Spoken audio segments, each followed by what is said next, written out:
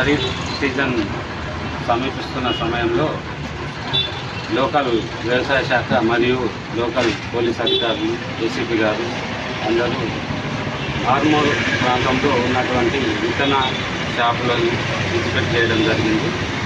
ఖరీఫ్కి పోతున్నటువంటి విత్తనాలు ఏవైతే ఉన్నాయో అవి నాణ్యమైన విత్తనాలు సరఫరా చేసేటట్టు చూస్తూ ప్రతి షాప్కి లైసెన్సు మరియు వాళ్ళు తెచ్చుకున్న విత్తనాలు కానీ చెక్ చేయడం జరిగింది. దాన్ని ల్యాబ్కు కూడా పంపించడం జరుగుతుంది.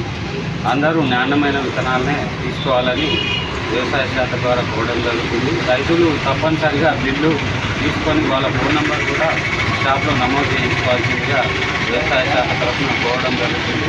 ఆ బిల్లు తప్పనిసరిగా సీజన్ మొత్తం పెట్టుకోవాల్సిందిగా, సీజన్లో మొత్తం పంట అమ్మే వరకు ఆ రసీదును భద్రపరచుకోవాలని మేము కోరడం జరుగుతుంది.